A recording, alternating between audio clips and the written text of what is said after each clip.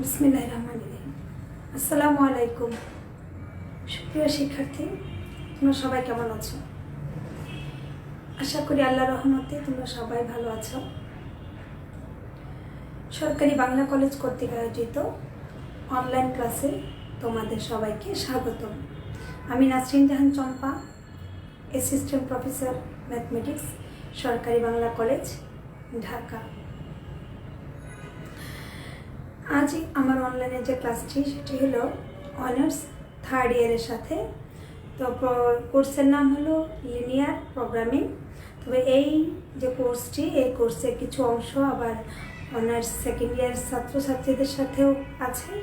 তোমাদের সেই কোর্সটির নাম হলো অপটিমাইজেশন, অর্থাৎ সেকেন্ড ইয়ারে বইটির নাম হবে অপটিমাইজেশন, থার্ড ইয়ারের যে কোর্সটি সেটি হলো লিনিয়ার প্রোগ্রামিং। তো সুপ্রিয় শিক্ষার্থী, আমি তোমাদেরকে লিনিয়ার প্রোগ্রামিংয়ে বেশ কয়েকটি ক্লাস করিয়েছি এবং কয়েকটি অধ্যায় শেষ করেছি। আজকে আমি যে অধ্যায়টি করছিলাম সেটি হলো গ্রাফিক্যাল সলিউশন। এই গ্রাফিক্যাল সলিউশনে আমি আরও দুটি ক্লাস নিয়েছি, আজকে আরেকটি ক্লাস নিব। তো ঠিক আছে, তাহলে চলো আমরা সবাই পাঠে চলে আসি। আর আমি তোমাদেরকে বলবো যে অবশ্যই তোমরা শিডিউল টাইমে, অর্থাৎ তোমাদের রুটিন অনুযায়ী তোমরা ক্লাসে থাকবে। তোমাদের কাছ থেকে এইটুকু আশা করব এবং পুরোটা সময় অবশ্যই তোমরা ধৈর্য সহকারে কাজটি করবে, এতে লাভ তোমাদেরই হবে বেশি। তো ঠিক আছে, আমি তাহলে পাঠে চলে আসি।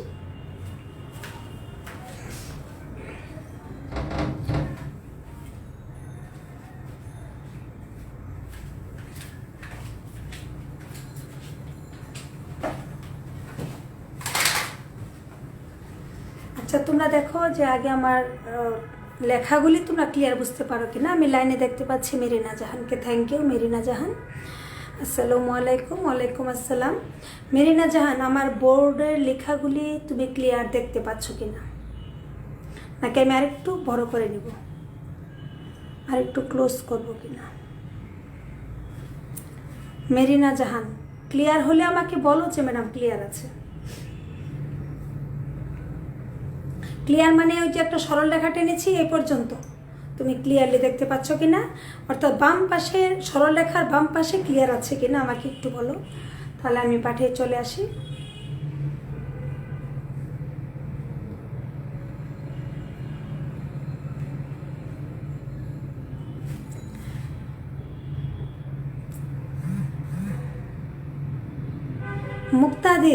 মুক্তাদির, আমি জানতে চাচ্ছিলাম যে আমার বোর্ডটা ক্লিয়ার কিনা। আচ্ছা, তাহলে দেখো আমি তাহলে তোমাদেরকে একটু শুরু করি।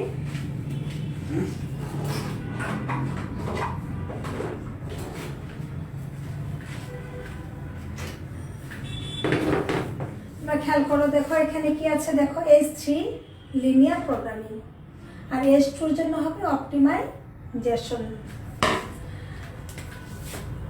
দেখো আজকে চ্যাপ্টারটির নাম হলো গ্রাফিক্যাল সলিউশন।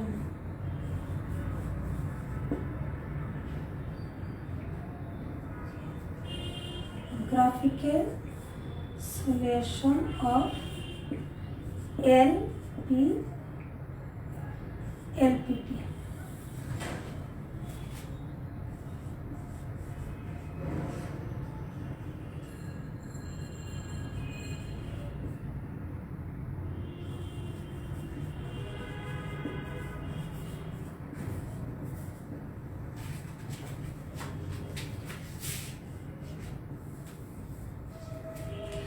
বোর্ডটা ক্লিয়ার দেখতে পাচ্ছ কি না?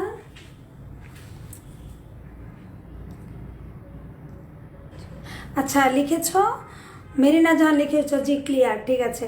আচ্ছা, যেহেতু একজন ক্লিয়ার লিখেছ, আমার মনে হয় যে তাহলে এটা বোর্ডটা তোমাদের জন্য ঠিক আছে। তো গ্রাফিক্যাল সলিউশন তোমরা জানো, এর আগেও আমি তোমাদেরকে আরও কয়েকটি গ্রাফ সলিউশন করে দেখিয়েছি। তো আজকেও আমি একটি LPP নিয়েছি, আমি তোমাদেরকে এটা সলিউশন করে দেখাবো। তো ঠিক আছে, তাহলে মির্জা শিবলি, হ্যাঁ শিবলি ক্লাস তোমাকে রুল দিয়েছ, সবাই রুলটা দিয়ে দাও। তো আমি এখন পাঠে চলে আসি।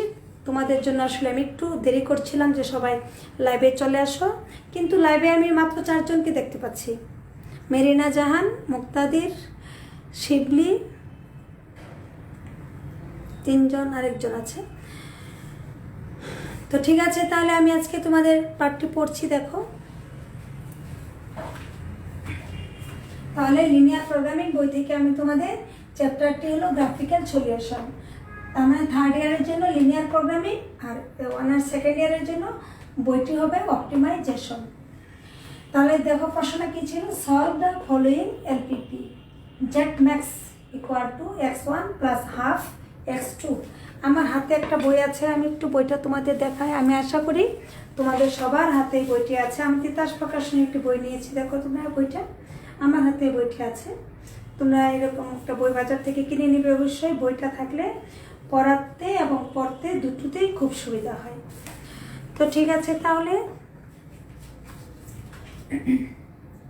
Z max equal to x1 plus half x2, তার সাথে কন্ডিশন হলো 3x1। 3টাকে ক্লিয়ার বোঝা যায়,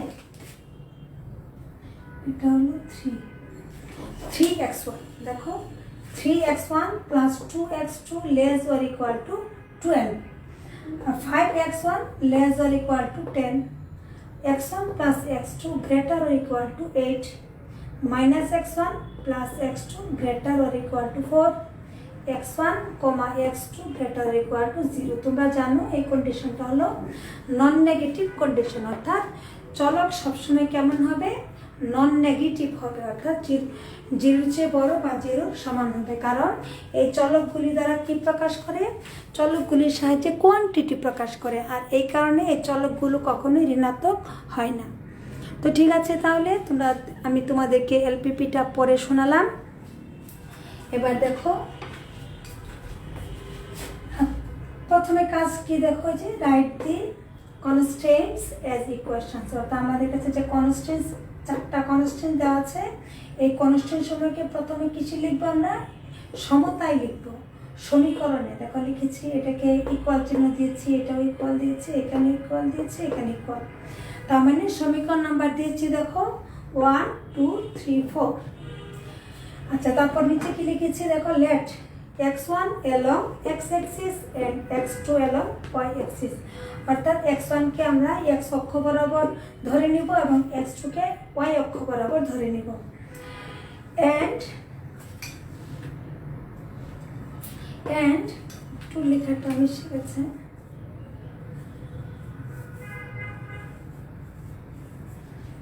and draw the graph of the above equation, এবং উপরের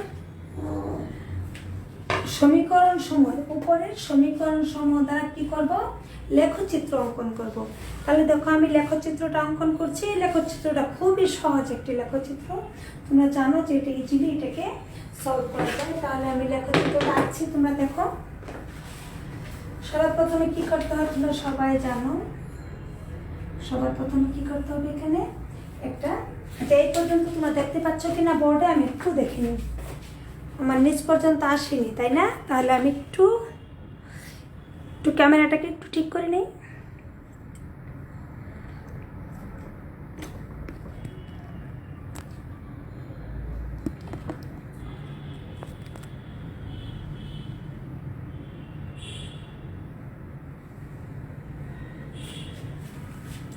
আশা করি এখন তোমরা দেখতে পাচ্ছ। তোমরা কিন্তু লাইভ থেকে কেউ যাবে না, আমি কিন্তু এটা রেকর্ডে রাখবো। সবাই লাইভে আছো কিনা আমি কিন্তু এটা খুব মনোযোগ সহকারে আমি এটা খেয়াল করব। আশা করি তোমরা আমার লেখাটা দেখতে পাচ্ছ, ঠিক আছে তো নাকি? বোর্ডটা ঠিক আছে নাকি? মেরিনা জাহান, কোনো প্রবলেম হলে তোমরা আমাকে বলো, আমি একটু বোর্ডটা ঠিক করে নিলাম। গ্রাফটা আঁকছি, দেখো কিভাবে গ্রাফটা আঁকতে হয় খেয়াল করো। কি ছিল আমাদের, বোর্ডটা লাগবে। আচ্ছা সরি, আমার এখানে তো লেখা আছে সবগুলি। দেখো প্রথমে 1 নম্বর সমীকরণ, আমি এটাকে x অক্ষ ধরে নিব, এটাকে y অক্ষ ধরে নিব, এটা হলো মূল বিন্দু। এই সরলরেখাটি 3x1 + 2x2 = 12, এখানে এই সরলরেখাটি আমরা দুটি বিন্দু নিয়েছি। এর আগেও তোমাদেরকে এই বিন্দু সমূহ নিয়ে আমি অনেক আলোচনা করেছি, আজকেও দেখো বলছি। এই দেখো 4 0 0 4, এই দুটি বিন্দু আমরা কোথায় পাবো? এই সরলরেখার উপরে। কারণ একবার y এর মান 0 ধরলে x এর মান 4 পাওয়া যাবে এখানে। আর একবার সরি x আর y বলতে আসলে x1 আর x2 বলছি আমি। একবার যদি x2 কে 0 ধরো আর x1 এর মান 4 পাওয়া যাবে। আবার যদি x1 কে 0 ধরো আর একবার x2 কে কত পাওয়া যাবে? 6 পাওয়া যাবে। অর্থাৎ দুটি বিন্দু পেলাম, 4 0 আর হলো 0 6। এইভাবে 2 নম্বর রেখার জন্য কয়টা বিন্দু পাবো? এখানে 5x1 = 10। এই সমীকরণটা তোমরা একটু খেয়াল করো। এই সমীকরণটি হলো, এটা কি আকার আছে? এরকম দেখো তো, এরকম হয় কিনা যে 5x = 10 অথবা বলা যায় x = 2। এই যে সমীকরণটা আমি তোমাদেরকে এখানে লিখে দেখালাম, x1 এর পরিবর্তে আমি জাস্ট x লিখেছি এখানে, x = 2। এই সমীকরণ দ্বারা কি প্রকাশ করে? এই সমীকরণটা হলো y অক্ষের সমান্তরাল একটি সরলরেখা, যা x অক্ষকে 2 0 বিন্দুতে সেট করবে। এই জন্য দেখো এখানে 2 0 বিন্দু দিয়েছি। তুমি দেখো এখানে x1 এর মান, এটা কত? x1 সমান কত? 2 হয়। তাহলে y এর মান 0, তার মানে কি 2 0। এই রেখাটি হবে, লিখে দিয়ে দেখো, parallel PA, parallel to the y axis. আচ্ছা, 3 নম্বর সমীকরণটা অনুরূপভাবে কি পেয়েছো? দেখো 8 0 0 8। 4 নম্বর সমীকরণে কি পেয়েছো? এখানে খেয়াল করো, x2 কে যদি 0 ধরো তাহলে x1 এর মান হবে -4। তো -4, 0। আবার x1 যদি 0 ধরো তাহলে x2 এর মান হবে 4। তার মানে আমি মোটামুটি এখানে 4টি সরলরেখার জন্য আমি বিন্দুগুলি পেয়েছি। এবার আমি এই বিন্দুগুলি ছক কাগজে বসাই। আসলে ছক কাগজ তো আমার এখানে নেই, কিন্তু তোমরা অবশ্যই পরীক্ষার খাতায় এই গ্রাফটি ছক কাগজে করবে। এটি কিন্তু অনেক গুরুত্বপূর্ণ একটি বিষয়। কারণ হলো এই চ্যাপ্টারে যে গ্রাফিক্যাল যে সলিউশন আছে সেটা কিন্তু তোমার গ্রাফের উপর ভিত্তি করেই তোমাকে নাম্বার দেওয়া হয়। এই কারণে কি করতে হবে? এটাকে অবশ্যই ছক কাগজে অঙ্কন করতে হবে। আমি একটু ক্যামেরাটাকে একটু ঠিক করে নিলাম, দেখো।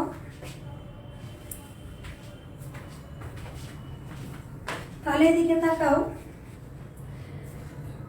তাহলে কি করো? প্রথমে 4 0। আবার খেয়াল করো, আমার যেখানে বিন্দুসমূহ আছে, বিন্দুসমূহ কিন্তু খুব বেশি বড় নয়, মানগুলি বেশি বড় নয়। 8 4 8 6 2 এর মধ্যে সীমাবদ্ধ। তাহলে ছক কাগজে তুমি মোটামুটিভাবে 1 একক সমান 2 ঘর ধরে নিতে পারো। তাহলে 4 0 জন্য মোটামুটি আমরা যদি 8 ঘর ধরে নিই, আমি যদি এটাকে মনে মনে 10 মনে করি, এখানে 10 মনে করি।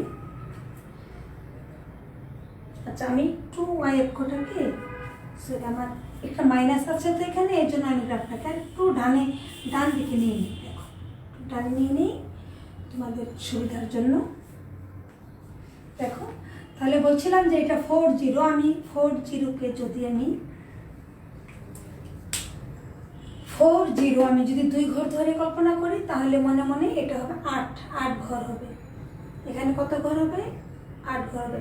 আচ্ছা, আমি 1 ঘর ধরে করি, না হলে আমার জন্য একটু জটিল হয়ে যাবে। কারণ 8 আছে এখানে, 8 দ্বিগুণে 16 হয়ে যাবে, এখানে আমার বোঝাতে কষ্ট হয়ে যাবে। আমি তোমাকে মোটামুটি এটা 10 ঘর কল্পনা করি। তাহলে 1 ঘর ধরে নেই। 4 এককে কত হবে? 4 ঘর হবে। 4 ঘর হলে মোটামুটি এটা হবে আমার 4। আমি এই বিন্দুর স্থানাঙ্ক দিব 4 0। আচ্ছা, আর এটা কত আছে? 0 6, অর্থাৎ 6 একক। 0 6, এটা যদি 5 কল্পনা করি, তাহলে এটা 6 হবে, 0 6। তাহলে 4 0 আর 0 6 এই দুটি বিন্দু আমি যোগ করে ফেলব। 4 0 আর 0 6 যোগ করে ফেললাম। আচ্ছা, এটা হলো আমার সমীকরণ নাম্বার দিয়ে দিবে। কাজটা খেয়াল করো, আমি তোমাদেরকে আজকে সরাসরি গ্রাফটা এঁকে দেখাচ্ছি কিন্তু। তাহলে দেখো, আর যারা এর আগেও ক্লাসে কম বুঝতে, আজকে আরো মনোযোগ সহকারে দেখো গ্রাফ আঁকা কত সহজ।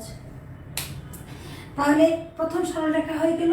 তোমরা দেখছো সরলরেখা আমি একটা টানি করেছি, তোমরা কিন্তু অবশ্যই ছক কাগজে স্কেল দ্বারা করবে। তোমরা অনার্স 3rd ইয়ারের স্টুডেন্ট অথবা 2nd ইয়ারের স্টুডেন্ট, অবশ্যই তোমরা এটা বুঝবে যে সরলরেখা মানে স্কেল দিয়ে আঁকতে হবে। আমার বোর্ডে আঁকছি, সেই জন্য আমি একটা টান দিয়ে করেছি। এবার 2 0, তাহলে 2 ঘর 2 0 মোটামুটি। তাহলে এটা কি হবে, parallel to the Y axis, অর্থাৎ এরকম একটি বিন্দু হবে। ঠিক এরকম একটি সরলরেখা হবে, বিন্দুর স্থানাঙ্ক হবে 2 0। এইটা হবে সমীকরণ নাম্বার দিলাম আমি 2। সমীকরণ নাম্বার কত দিলাম এখানে, 2। আচ্ছা, তাহলে নাম্বার 3 কি হলো, 8 0 আর 0 8। তাহলে 8 কত হবে, এটা যদি আমার 10 হয়, এটা এক্স অ্যাক্সিস, এটা ওয়াই অ্যাক্সিস। এটা যদি মোটামুটি 10 হয় তাহলে 8 কত হবে, এখানে 8 হবে, 8 0 আর কত 0 8। এটা হবে আমার 0 8। আমি এটাকে যোগ করে দেব,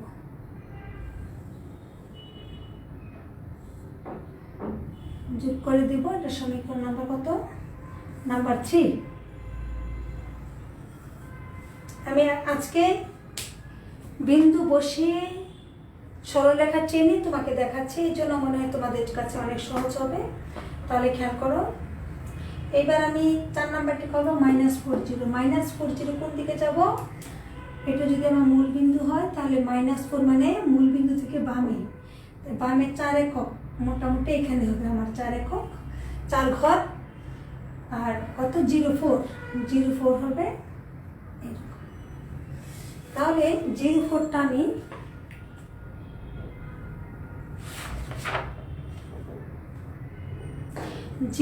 রাখছি। আমি যদি তোমাদেরকে আনুমানিক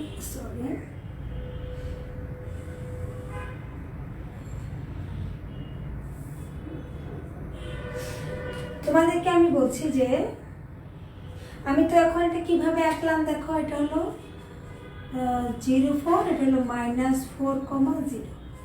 অর্থাৎ এই সরলরেখাটা আসলে কোন দিক দিয়ে যাবে। আমি যদি গ্রাফ কাগজে একুরেট চিত্র অঙ্কন করি তাহলে সঠিক সরলরেখাটি কিন্তু আমি আঁকতে পারবো।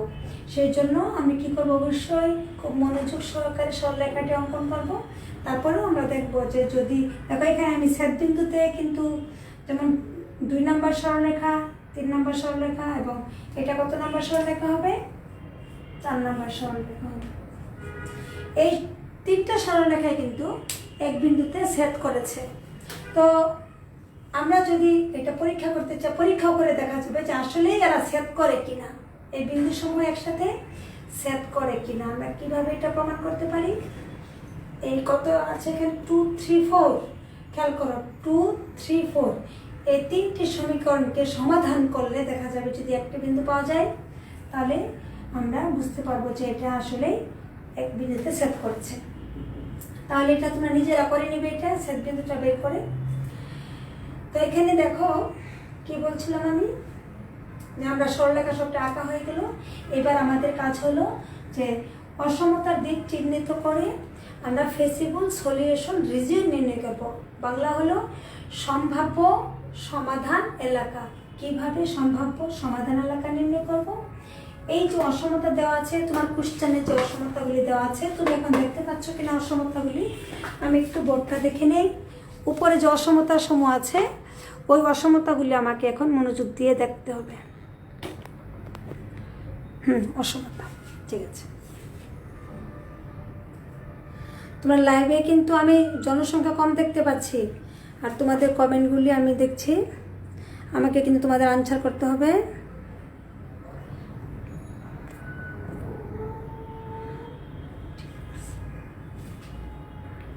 সাগর Das, thank you Sagar, join করেছো পরে। আচ্ছা, যারা জয়েন করেছো একটু মনোযোগ সহকারে দেখো, লাইভে থাকো। আমি এখন তাহলে কি করব, এখন আমার কাজ হবে যে এখান থেকে সম্ভাব্য সমাধান এলাকা খুঁজে বের করা। তাহলে সম্ভাব্য সমাধান এলাকা কিভাবে বের করতে হয়, সম্ভাব্য সমাধান এলাকা বের করব। এই যে আমার উপরে প্রশ্নের মধ্যে যে অসমতাগুলি দেওয়া আছে সেই অসমতাগুলিকে আমি চিহ্নিত করব। ঠিক এই গ্রাফের মধ্যে কিভাবে চিহ্নিত করব দেখো। নাম্বার 1 অসমতাটা কি ছিল, 3x1 + 2x2 ≤ 12।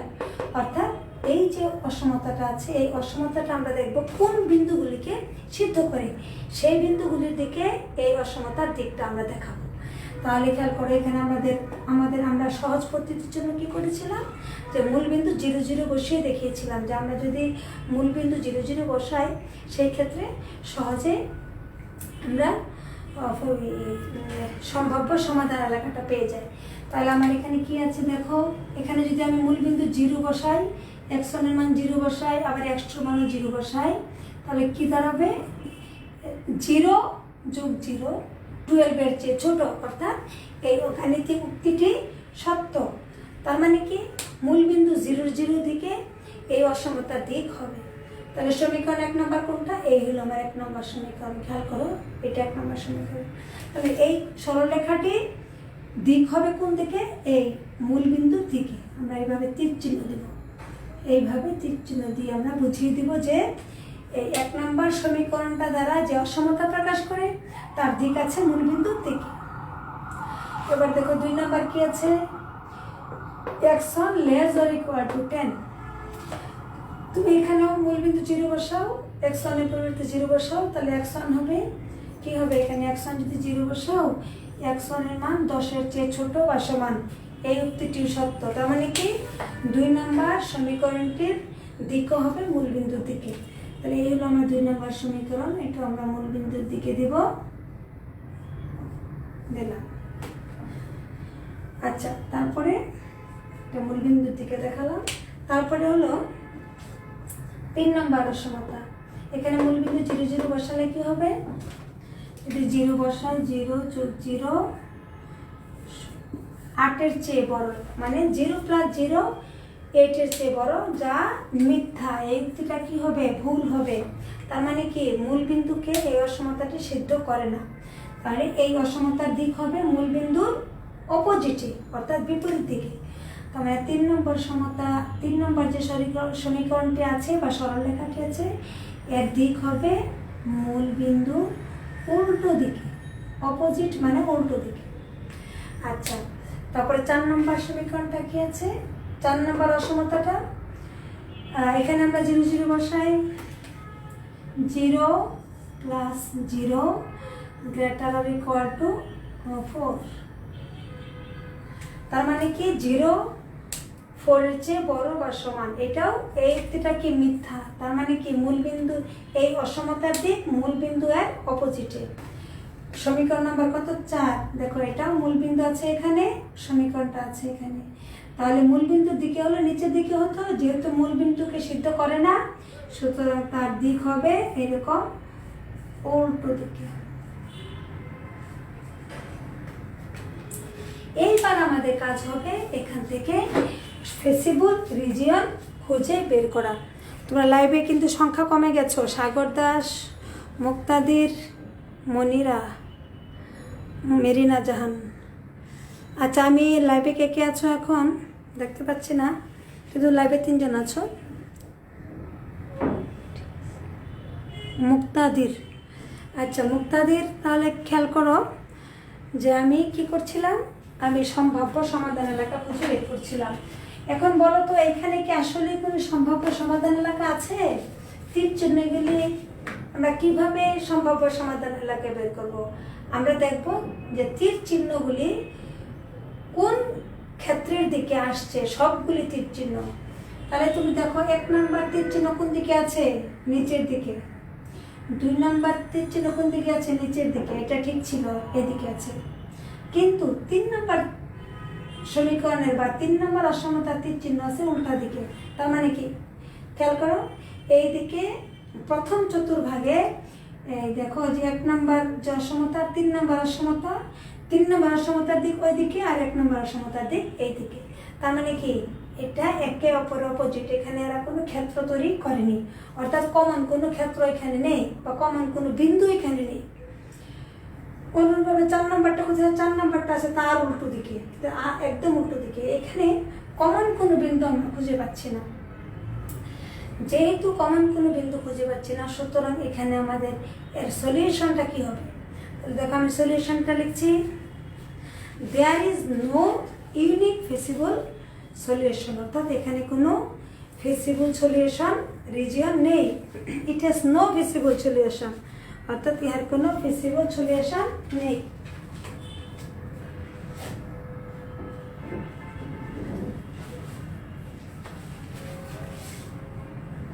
তোমরা খেয়াল করো, আমি কিন্তু আগের যে ক্লাসগুলি করিয়েছি সেখানে প্রতিটি প্রবলেমে আমাদের ফেসিবল রিজিয়ন ছিল, কিন্তু আজকে আমি যেটা নিয়েছি সেখানে ফেসিবল রিজিয়ন ছিল না। একটু ভিন্নতার জন্য আমি তোমাদেরকে আজকে এইটা করে দেখালাম। তাহলে এবার উত্তরটা আমরা কি লিখে দেব? উত্তরটা লিখব, from the graph we get, আমার মনে হয় উপরের অংশটা তোমাদের এখানে তো দেখতে পাচ্ছ মনে হয়, এই অংশটা আমি আমার উত্তরটা এখানে লিখে দিই।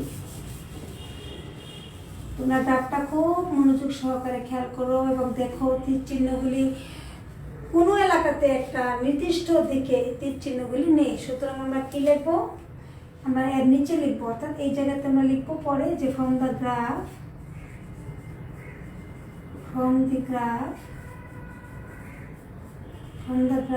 উই গেট, অর্থাৎ গ্রাফ থেকে আমরা কি পাই?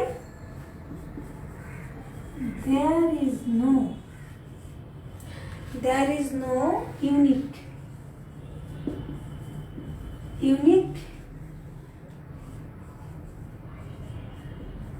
visible solution region, অর্থাৎ আমার কাছে যতগুলো অসমতা ছিল সেখান থেকে আমাদের নির্দিষ্ট বা একটি ফেসিবল সলিউশন রিজিয়ন নেই। সুতরাং it has no feasible solution.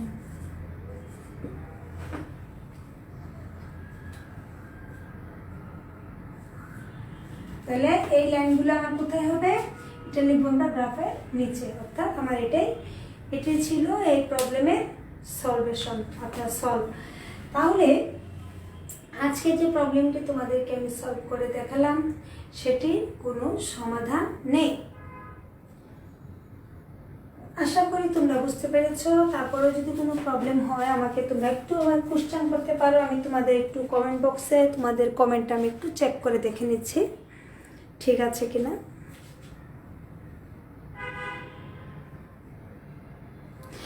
Belal Hussain Madani, আচ্ছা যারা পরে জয়েন করেছো তাদের জন্য আমি বলছি। আর হলো কি জামশেদ ইব্রার, জামশেদ তোমাদের জন্য বলছি যে যারা পরে জয়েন করেছো তারা তো এখন কিছুই বুঝতে পারবে না এই অংশটুকু। তোমরা একটু আমার এই রেকর্ডটা, যেহেতু একটু লাইভ প্রোগ্রাম, তোমার রেকর্ডটা একটু ভালো করে প্রথম থেকে দেখে নিও, এখনই দেখে নিবে, না হলে পরবর্তীতে আবারও ভুলে যাবে। বারবার যদি ভুলে যায় পড়াগুলি তাহলে জমে যাবে, তাহলে তোমাদের কিছুদিন পর দেখা যাবে তোমাদের পরীক্ষা রুটিন দিয়ে দিছে, তখন শুধু হা হুতাশ করতে হবে, এছাড়া কোনো রাস্তা থাকবে না। তো যেহেতু তোমাদের লাইভে প্রোগ্রাম হচ্ছে, তোমরা লাইভটা তো অবশ্যই সরাসরি করবে, আমি এটি আশা করব। তো ক্লাস রুটিনটা একটু মনে করে, ক্লাস রুটিনটা ভালো করে দেখো। তোমাদের সপ্তাহে কয়টা ক্লাস থাকে? 4টা এরকম মনে হয় থাকে। তাহলে যদি 4টা ক্লাস থাকে তাহলে তো খুব বেশি একটা ব্যাপার না, এই 4 ঘন্টা সময় মনোযোগ সহকারে ক্লাসটা দেখো। তাই সুপ্রিয় শিক্ষার্থী, আমি যে প্রবলেমটা আজকে দেখালাম আমি আরেকটা প্রবলেম নিয়েছি তোমাদের জন্য, ওই প্রবলেমটা এবার আমি তোমাদের দেখাবো। আর তারপরে বলছি যদি এখানে কোনো প্রবলেম থাকে আমাকে তোমরা কোনো কোশ্চেন থাকলে করতে পারো কমেন্টে, আমি আবারও তাহলে একটু রিপিট করব, আর না হলে আমি সামনে চলে যাই।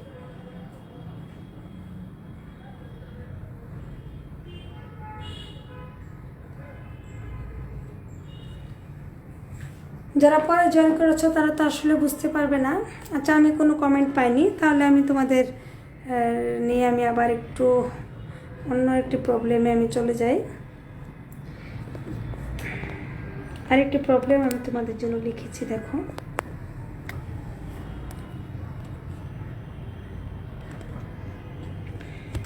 লেখা ক্লিয়ার না হলে তোমরা আমাকে বলবে।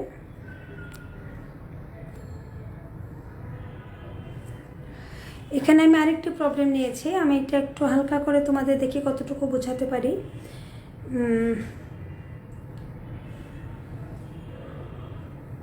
Solve the following, number 20 number দিয়েছি তোমাদের ওই তিতাস প্রকাশনী বইতে, এটা 20 নাম্বারের কোশ্চেনটা আছে। Solve the following LPP Z minimum equal to 3x1 plus 2x2। আমি লেখাগুলো একটু ক্লিয়ার করে দিচ্ছি।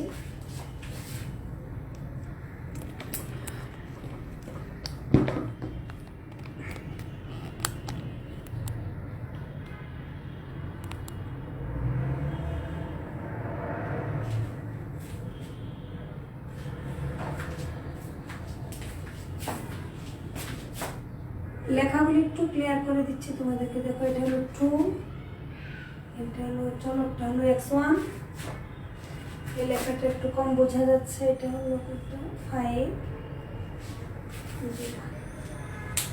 এই কোশ্চেনটা তোমাদের পরীক্ষায় বারবার আসছে, সেজন্য আমি এটা একবার তোমাদের জন্য নিয়েছি। দেখো সহজ আছে, এটা খুব কঠিন কিছু না, খুব সহজ। আমি অল্পতেই তোমাদেরকে এটা করে দেখাতে পারি। দেখো জেড মিনিমাম, অর্থাৎ এই অবজেক্টিভ ফাংশনটা হলো মিনিমাম। আচ্ছা, তোমাদের সুবিধার জন্য আমি আরেকটু, দেখো আমি কিছু জিনিস আমি রিপিট করছি। দেখো এখানে চলক কয়টি আছে? দেখো তো 2টি চলক। তাহলে শোনো, 2টি চলক থাকলে আমরা একটি এলপিপিকে প্রবলেম করতে অবশ্যই আমরা সহজে করার জন্য গ্রাফিক্যাল সলিউশন আমরা সহজেই কিন্তু একটি এলপিপিকে কী করতে পারি? সলভ করতে পারি। কিন্তু চলকের সংখ্যা যদি 2-এর অধিক হয় তাহলে কিন্তু আমরা গ্রাফের সাহায্যে তাকে আর সলভ করতে পারবো না।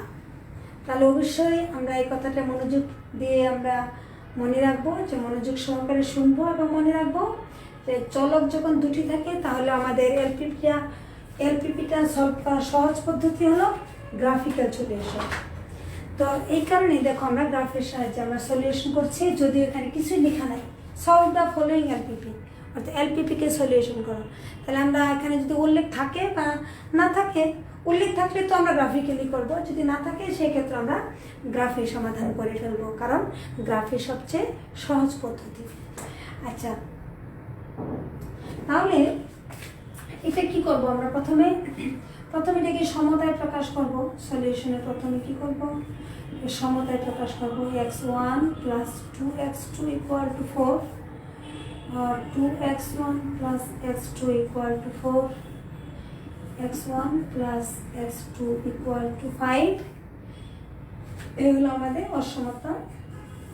আমি একটু সংক্ষিপ্ত করছি, জাস্ট আমি চিত্রটা এঁকে তোমাদেরকে বুঝিয়ে দিচ্ছি যে কীভাবে সহজে তোমরা চিত্রটা আঁকবে।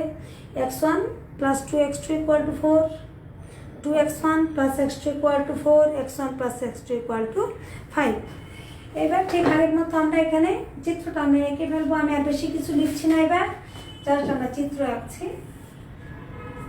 তোমরা কি নিচ পর্যন্ত দেখতে পাচ্ছ কিনা আমি একটু তোমাদের বোর্ডটা দেখে নেই। যে একটু নিচে কম দেখা যাচ্ছে।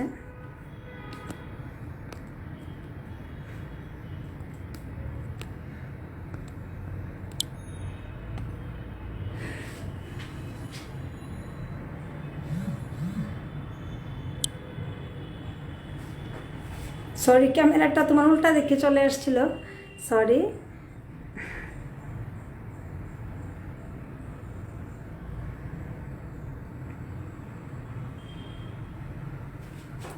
আচ্ছা, ঠিক আছে।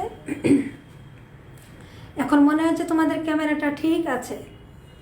যদি কোনো প্রবলেম থাকে তোমরা আমাকে একটু কমেন্টে জানাবে যে বোর্ডটা ক্লিয়ার কিনা, বোর্ডের লেখাগুলি তোমরা ক্লিয়ার দেখতে পাচ্ছ কিনা।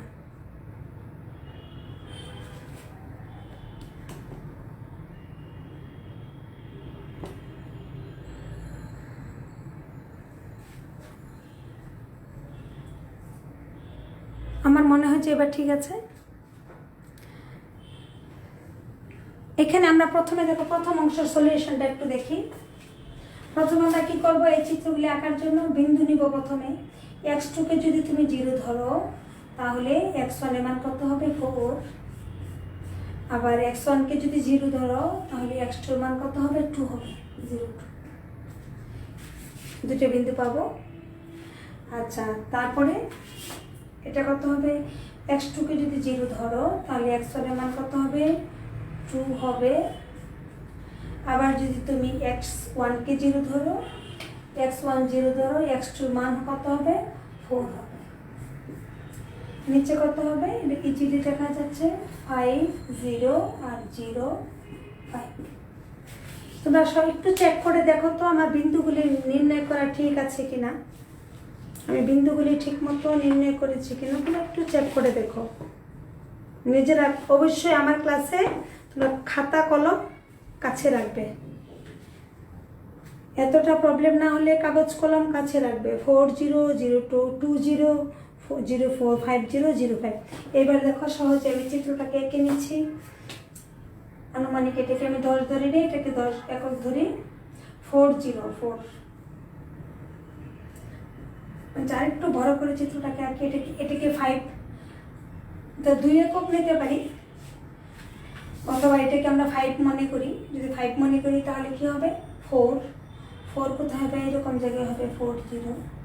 তোমরা জানো যে ইন্টারমিডিয়েটে তোমরা কিন্তু এই ছক কাগজে বিন্দু বসানো কিন্তু তোমরা শিখেছো। ছক কাগজে কীভাবে সহজে বিন্দুগুলি বসাতে হয় এটা আমি তারপরে তোমাদেরকে আমি বুঝাচ্ছি। 4 0 বসালাম, তারপরে কত? 0 2 0 2 0 2 কোথায় হবে? এটা যদি 5 মনে করি আমি এই পর্যন্ত, তাহলে 0 2 হবে। আনুমানিক এখানে হবে 0 2। আমি প্রথমে এই দুটাকে যোগ করে নিই। 4 0 সমীকরণের জন্য সমীকরণ নাম্বার দিয়ে দিলাম 1। আচ্ছা, তারপরে সমীকরণ এটা কত আছে? 2 0। আনুমানিক এটা হবে আমাদের 2 0 0 4 0 4। এই দুটোকে যোগ করে নিচ্ছি, সমীকরণ 2 নম্বর। তো এখানে যদি আমরা দুটি সরলরেখা আঁকি, তারপর 3 নম্বরটাকে নেব 5 0 0 5।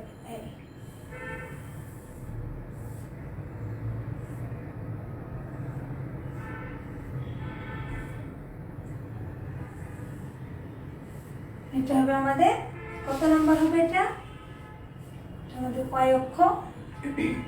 এটা হবে 0 5 বিন্দু। তাহলে এটা হলো আমাদের কত নম্বর সমীকরণ? 3 নম্বর সমীকরণ, নাম্বার 3। আশা করি তোমরা নিচ পর্যন্ত দেখতে পাচ্ছ। আমি একটু ক্যামেরাটা দেখে নিই, দেখা যাচ্ছে। তাহলে এবার অসমতার দিক কিভাবে বের করবো আমরা? যারা লাইভে আছো, অসমতার দিক কোথা থেকে বের করব? অসমতার দিক বের করব আমাদের প্রশ্নে বা এলপিপিতে যে অসমতা সমূহ দেওয়া আছে সেখান থেকে। আমাদের 3টি অসমতা দেওয়া আছে, ওখানে আমরা যাই। তাহলে ওখানে কি আছে? দেখো x1 + x2, ঠিক আগের মতো। মূল বিন্দু 0 0-কে প্রথম অসমতাটি সিদ্ধ করে না, তাহলে প্রথম অসমতার দিক হবে মূল বিন্দুর উল্টো দিকে। দেখো এটা খুব সহজ একটি গ্রাফ। আবার দেখো 2 নম্বর, এটা গ্রেটার আছে, আবার 0 0 বসালে কি হবে? 2 নম্বর অসমতা হবে 0 যোগ 0, এটা অসমতা হবে মূলবিন্দুকে সিদ্ধ করে না, তাই 2 নম্বর এর অসমতার দিকও হবে মূলবিন্দুর উল্টো দিকে। এবার 3 নম্বর কি আছে? 3 নম্বর আছে x1 + x2 ≤ 5। তার মানে কি 0 + 0 ≤ অর্থাৎ x1 আর x2-কে আমরা মূলবিন্দু 0 0 দ্বারা যদি সিদ্ধ করি তাহলে কি হলো? মূলবিন্দু 0 0-কে সিদ্ধ করেছে। 0 0 0 + 0 5-এর চেয়ে ছোট, তার মানে কি এই অসমতার দিক হবে মূলবিন্দুর দিকে। তাহলে মূলবিন্দুর দিকে হবে আমার 3 নম্বর অসমতা। এইবার দেখো এই প্রবলেমটি কিন্তু একটি নির্দিষ্ট ফিজিবল রিজিয়ন পাওয়া গেছে, অর্থাৎ সম্ভাব্য সমাধান এলাকা। তুমি দেখো ইজিলি বুঝতে পারবে। দেখো এবার ফিজিবল রিজিয়নটা কি হবে? দেখো 1 নম্বর সমীকরণ এটা আছে, উপরের দিকে আছে। 2 নম্বরটা কোন দিকে আছে? ডান দিকে আছে। 3 নম্বর কোন দিকে আছে? নিচের দিকে আছে। এখানে আরো দুটি কথা কিন্তু আছে, যে এখানে x1 ≥ 0, x2 ≥ 0, অর্থাৎ এই দুটির মানে হবে যে বিন্দুসমূহ x1 x2 মান 0-র চেয়ে বড়, অর্থাৎ প্রথম চতুর্ভাগকে এরা নির্দেশ করে। এই দুটি পয়েন্ট হলো প্রথম চতুর্ভাগের বিন্দুগুলোকে নির্দেশ করে, অর্থাৎ বিন্দুগুলি হবে উপরের দিকে, আর x অক্ষ থেকে উপরের দিকে আর y অক্ষ থেকে ডান দিকে। তার মানে কি কি দাঁড়ালো? এবার এই নন নেগেটিভ দুটি কন্ডিশন, আর এখানে যে আমাদের তিনটি কনস্ট্যান্ট ছিল, এদের মধ্যে থেকে আমরা এখানে কি পেলাম দেখো, ফিজিবল রিজিয়ন হবে এই অংশটা আমাদের, এই অংশটা। একে আমরা একটা নাম দিতে পারি, এই বিন্দু নাম দিলাম এ, এটার নাম বি, তারপরে এটার নাম দিয়ে দিব হলো সি বিন্দু। লিখতে একটু অসুবিধা হচ্ছে, আমি এখানে দিয়ে দিলাম সি বিন্দু, এটার নাম দিয়ে দিলাম ডি বিন্দু, এটা হলো ই বিন্দু। খেয়াল করো এখানে আমাদের সবগুলি বিন্দু কিন্তু জানা আছে। এখানে এ বিন্দুর স্থানাঙ্ক কত, 40, বি বিন্দুর স্থানাঙ্ক হলো 50, সি বিন্দুর স্থানাঙ্ক হলো 05,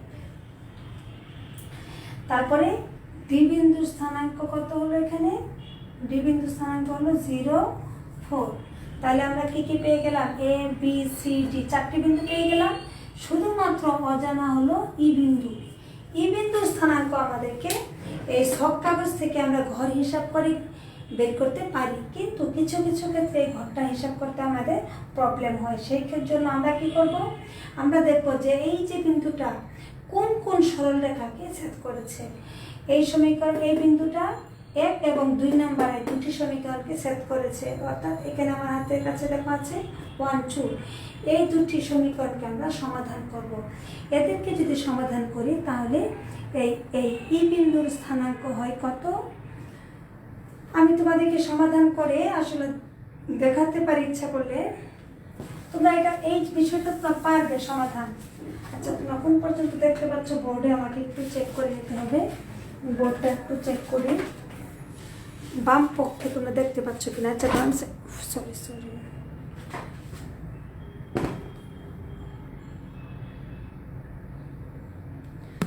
আচ্ছা তোমাদের কিন্তু ক্যামেরাটাকে আমি একটু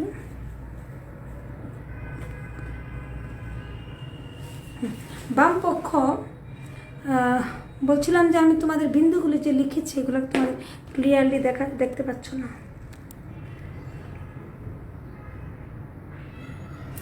এই বিন্দুর স্থানাঙ্কটা শুধুমাত্র আমাদেরকে বের করতে হবে। লাইভে কিন্তু মাত্র আমি দুজনকে দেখতে পাচ্ছি, কিন্তু তোমরা সবাই পেরেছ, আমার মনে হচ্ছে যে বুঝতে পেরেছ যে আগের মতোই এই অঙ্কগুলি সলভ করব।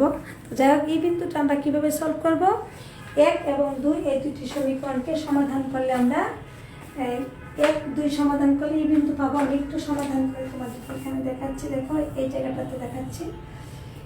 x1 plus 2x2 equal to 4, 2x1 plus x2 equal to 4। আমরা এটা অপনয়ন পদ্ধতিতে করব। 1 নম্বর সমীকরণকে 2 দ্বারা গুণ করলে কি হবে, এটাকে যদি 2 দ্বারা গুণ করি এটা কত হয়ে যাবে, এটা হবে 2, এটা হবে 4, এটা হয়ে যাবে 8। এবার যদি বিয়োগ করো তাহলে কত হবে, 3x2, 4 থেকে 1 গেলে 3 equal to 4, অর্থাৎ x2 equal to 4/3। অনুরূপভাবে একটা পেয়ে গেলাম আমরা, x2 এর মান কত পেলাম, 4/3। এবার x1 এর মান বের করব। কিভাবে করব, আমার এখানে যা ছিল আমি আগের মতো লিখে নেই। অর্থাৎ আমার হাতে দুটো সমীকরণ আছে, আবার আমরা অপনয়ন পদ্ধতিতে x1 এর মান বের করব। x1 বের করার জন্য আমরা এই সমীকরণটাকে 2 দ্বারা গুণ করব। দেখো 2 দ্বারা গুণ করব, 2 দ্বারা গুণ করলে এটা কত হবে 4, এটা কত হবে 8। এবার বিয়োগ করলে কি হবে, এটা কাটা যাবে, বিয়োগ করলে হবে -4, কাটা যাবে, এটা হবে -3x1, অর্থাৎ x1 equal to 4/3। তার মানে সুপ্রিয় শিক্ষার্থী, এই যে আমি তোমাদেরকে 5টা বিন্দু দেখালাম, এখানে আমাদের ফেসিবল সলিউশন রিজিয়ন হলো A B C D E, এই পঞ্চভুজ। এই পঞ্চভুজ হলো আমাদের ফেসিবল সলিউশন রিজিয়ন। আর এখানে আমাদের প্রান্তিক বিন্দু অর্থাৎ ভার্টেক্স সমূহ হলো A B C D E. সুপ্রিয় শিক্ষার্থী, আমি তোমাদেরকে এইরকম ক্লাস কিন্তু আরও আগে আমার দুটি হয়ে গেছে, সেই জন্য আমি আজকে একটু শর্ট করে তোমাদেরকে এটা দেখালাম যে আমরা এইভাবে সহজেই ফেসিবল সলিউশন রিজিয়ন বের করবো এবং সেখান থেকে প্রান্তিক বিন্দু বের করব।